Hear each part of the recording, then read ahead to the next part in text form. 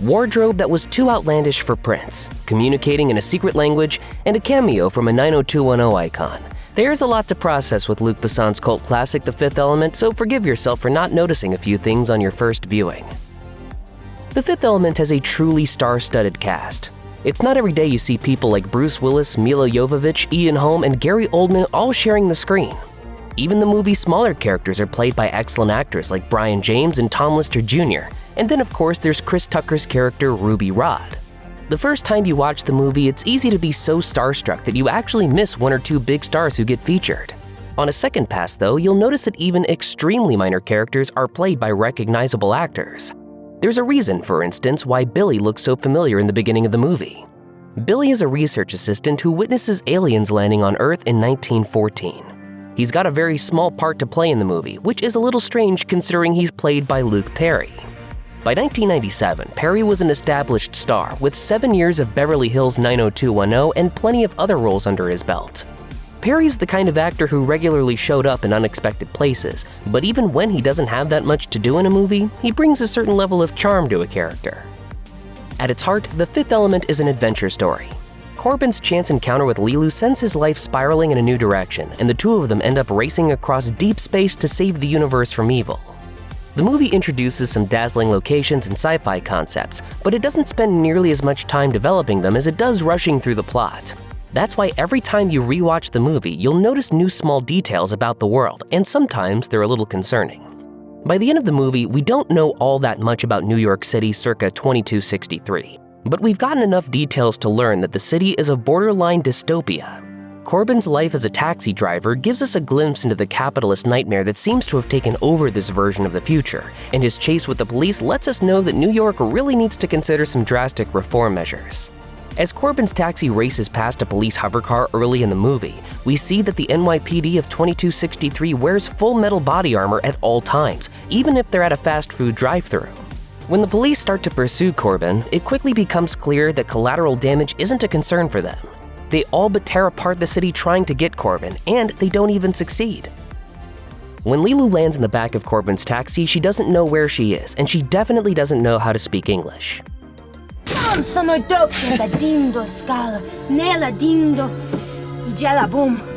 Boom, yeah, I understand boom.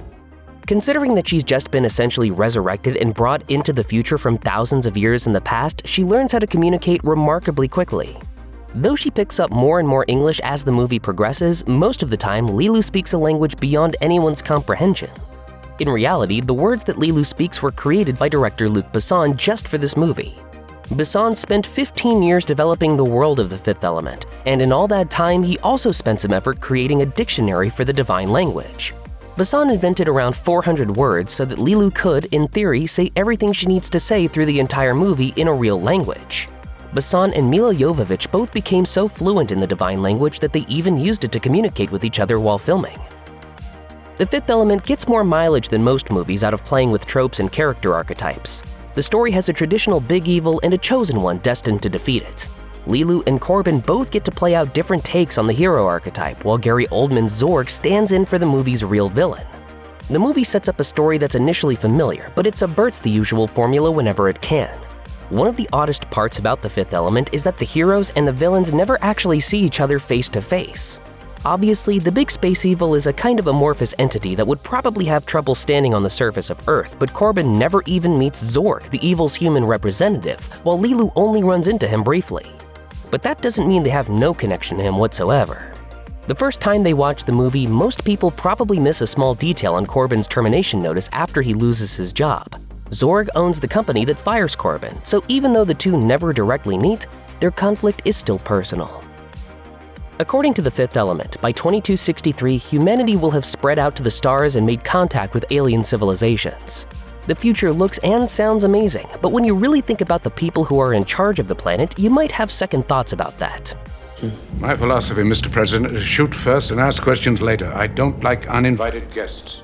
Earth's military has a big role to play in The Fifth Element. They're the ones who make first contact with the great evil that employs Zorg, and they eventually help send Korben and Leeloo on their journey to save the world. It might be fair to say all's well that ends well, but the movie shows us over and over again how incompetent the future leadership of Earth really is. The president, played by Tom Tiny Lister Jr., never seems to have any idea what's really going on.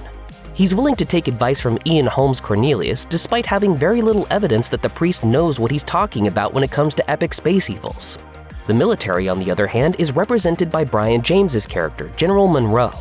You'd want a general to have a sound tactical mind, but Korben manages to outsmart Monroe, leaving him trapped in a freezer in his apartment while he escapes with Lilu. The movie is definitely saying something about people in power, but it's also depicting a future we'd all be better off avoiding. The Fifth Element is filled with great performances, but Chris Tucker's appearance as Ruby Rhod is one of the most memorable parts of the entire movie. From clothing to hair, Ruby's sense of style is something that you won't forget after seeing it. Tucker brings a tremendous amount of energy to the role, helping Ruby steal scenes so thoroughly that even the characters in the movie seem to be a bit stunned by Tucker's performance. It turns out that everyone on set probably was just as surprised by Tucker as anyone who's ever watched The Fifth Element. Tucker told EW that when he took the part, hardly anyone knew what the role was supposed to be, including himself. All he knew was that Prince was supposed to play the role, but he passed it up because the costumes were too outlandish. Tucker didn't know what to think until he saw the costume for himself. He said, "I was kind of like, woof, this is a deep character, but all that stuff really helped me get into character." Gary Oldman is one of the greatest character actors of his generation. He's played some heroic characters, but Oldman really shines as a villain.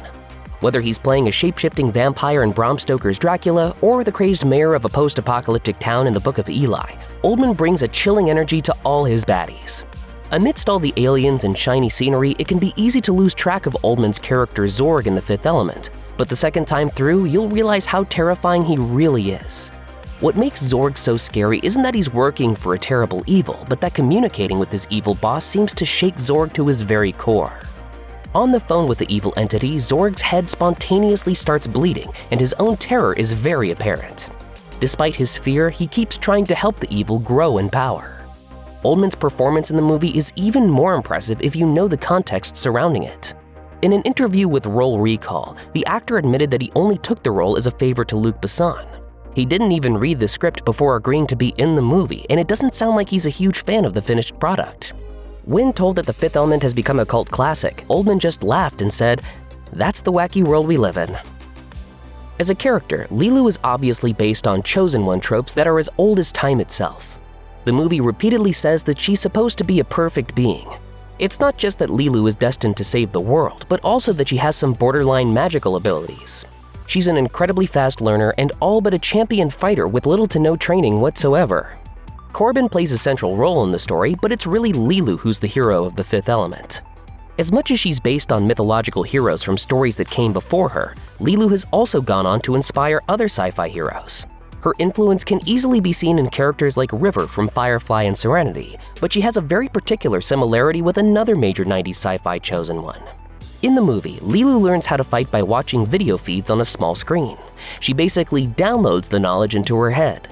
2 years after the debut of The Fifth Element, Neo learns his own fighting techniques using a very similar method in The Matrix. I know Kung Fu.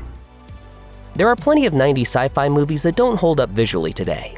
CGI has come a long way in the past 3 decades, and movies that went all in on the technology back then are really starting to show their age. The Fifth Element has no shortage of special effects, but the movie still looks fantastic today because so much of what happens on screen was created practically.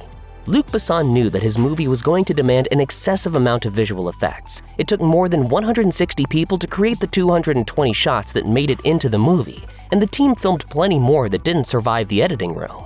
Besson employed model makers and artists to make his world as realistic as possible. The spaceships shown in the movie are real models, so is Korben's taxi and even some of the New York City streets that he flies it down. A second viewing gives one plenty of time to really appreciate the level of effort that went into making The Fifth Element as visually engaging as it is.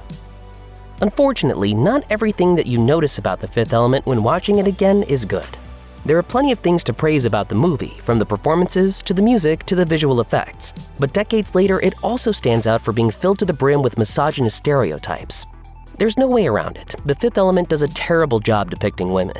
Lilu is basically the only human woman on screen the entire movie, and even though she's a hardcore action hero, she still ends up falling into the damsel in distress role more than once.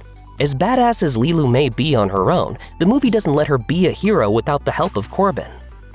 But she's more fragile than she seems. She needs your help. And your love.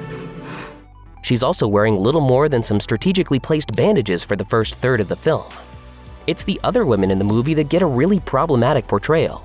Korben's mother and ex-wife, heard only as voices talking to Korben over the phone, are depicted as greedy nags who won't let Korben live his life in peace.